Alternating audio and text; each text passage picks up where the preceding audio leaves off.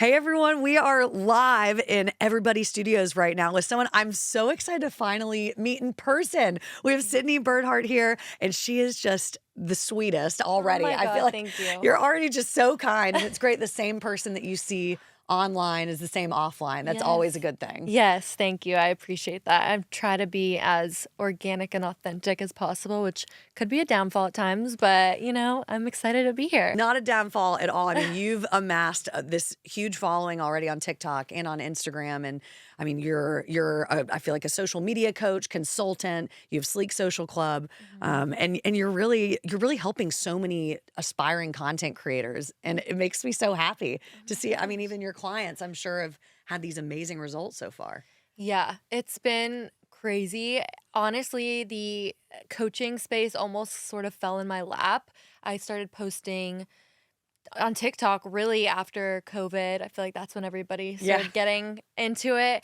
And I just was starting to talk about things that I felt like people didn't talk about within the industry. Yeah. And as a creator, we don't have a manager to report to, or we don't have coworkers. And so it's a really huge, just gatekeeping industry, I felt like. And I wanted to break that space and be a voice for those creators who are just starting out or just need advice for various things within the industry. And you've done a great job of that. I mean, just watching any of your TikToks, you're Thank you. giving this really valuable advice. And, for someone that's listening right now, do you have any suggestions for aspiring content creators and how they can kind of get started? Yeah, definitely. So, really, I feel like anybody can become a content creator as long as you really find something that you're passionate about and you can talk about for hours. So, that's really the first step is like, okay, what is something that I can really speak about, add value to, provide some sort of educational content, whether it be fashion, fitness, food, whatever that may be.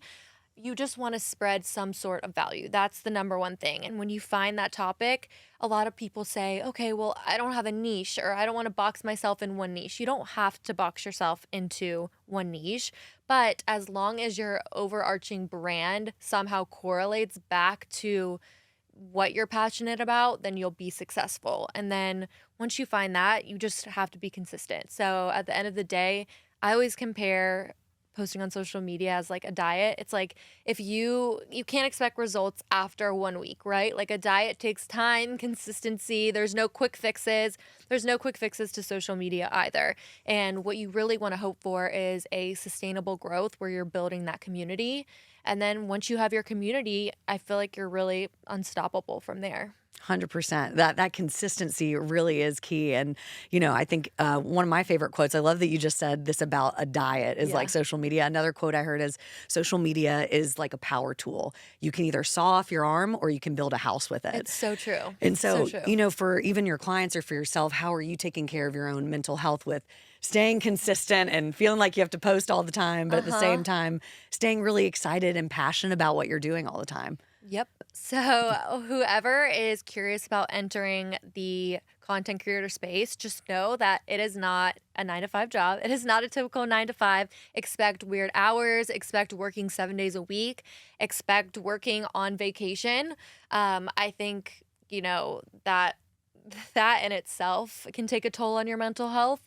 But for me, it's all about being organized. So, I feel like a lot of content creators and people in the creative space in general, they have that creative ability, but sometimes they often lack the organizational time management skills. And you have to morph the two together in order to be consistent, be successful. So for me, I always preach we want to batch shoot our content. We want to create our ideas ahead of time. We want to have a set time for cultivating our captions and hashtags. And maybe, for my clients, we want to work with influencers, all those sorts of things. I really am a huge fan of time blocking and setting specific days or specific hours for certain things to be the most efficient. I'm totally with you on the time blocking. It is very, Yes. very important in the batch content creating, Yes. 100%. And I was reading somewhere that the influencer industry is going to be at $84 billion by 2028, which Mhm. I thought that was just an amazing stat there.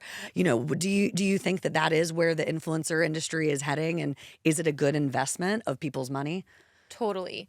the influencer space, creator space is the future, right? Like people and businesses are realizing that they need to hire out people to do their social media, work with influencers because word of mouth is the most powerful tool that can make or break your business. And you know, by working with these influencers, people are seeing success because influencers, they're here to talk about their experience, their life, good or bad. And once you develop that community and develop that trust, I mean, people will buy the shirt that I'm wearing right now because I say that I like it. It's such a powerful And it's tool. very cute. I love your Oh, outfit. thank you Yes. so much. And it's such a powerful tool for businesses in general. Couldn't agree more. And Mhm. once again, we are in everybody in Charlotte here on this episode. Yes. So, gonna bring it back to Charlotte a Yes. little bit. Yes. You are a Charlotte native, which is Mhm. great. You went to USC, then you went to Manhattan, and then you Yes. just came back Yep. about a year ago, Mhm. 2 years ago, A year ago. a year ago. Yeah. Crazy. So I need to know some of your favorite places in Charlotte. Okay, so this is like more than just food, right? Okay.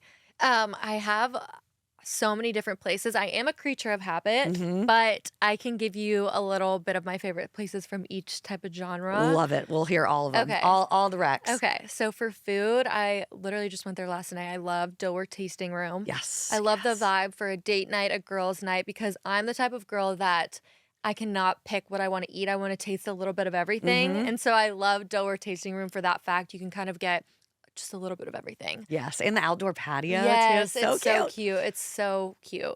Another place I really love is Lincoln Kitchen and Cocktails. Yes. They have Great amazing, brunch. yeah, great brunch. And then they have a lot of happy hours during the week, which I enjoy. I love, even though I think in North Carolina you can have a happy hour, but they have like discounted on appetizers, things like that. Hmm. For wellness, I'm really into the wellness community. I absolutely love Skin Farm. They're my favorite place Okay. for different types of skin treatments, and the staff there is amazing. I love all the girls there. They're so sweet. And as well as Beam. Beam is an infrared sauna and red light therapy place. It has Yeah, transformed my skin in so many ways and really. just really helped my mental health. I'll go there after work, and it's just a great way to decompress and Yeah. unwind. There's so many benefits. Um, And I had never heard of those 2. yeah, Thanks it's for teaching me okay, here. Yeah. great. I've always feel like my spaces, I'm like, oh, I feel like everybody knows them, and I'm not saying anything new. And as far as shopping, I love 31 Jane. So Okay, yeah. they are a boutique in Plaza Midwood. And what I love about them is that they have these New York brands and they truly have filled the gap of like the clothing industry here. I feel like there's lots of boutiques here, but there isn't like a high fashion place. I feel like that carries those national brands such as Mm. Ganni and Stod. They carry all of those. So amazing boutique. It's a mom-daughter company, so I love Oh, that. And yes. yeah, they have amazing clothes, shoes, everything. 31 Jane. 31 Jane. Okay. Yep. Yeah, you're giving me all these new Yep. places that I've not Yeah. been to. So yay, I love it. Yes. And just to kind of round out the episode, is there anything that you want to share that's on your mind that we haven't touched on? Um, I I'm trying to think. Any pieces of advice? I mean, you already gave great piece of advice, but anything that you're Yeah. like, hey, I really need to get this Okay. off my chest. I think what really stands apart along like a content creator who is short-lived versus has a long career, wants to make this full time, is that you need to not strictly rely on brand deals. You really want to market yourself as a brand and again, not box yourself into that niche. But for example, one of my niches is fashion, right? But I don't box myself into just fashion. I market myself as the brand, how the clothing fits me, what brands I like, what brands that I feel like truly like I don't know, fit the best on me. And what you want to do is form multiple streams of income Mhm. in order to see success. So not just brand deals like I said, you want to find some sort of passive income. You want to maybe get into coaching like I am. You want to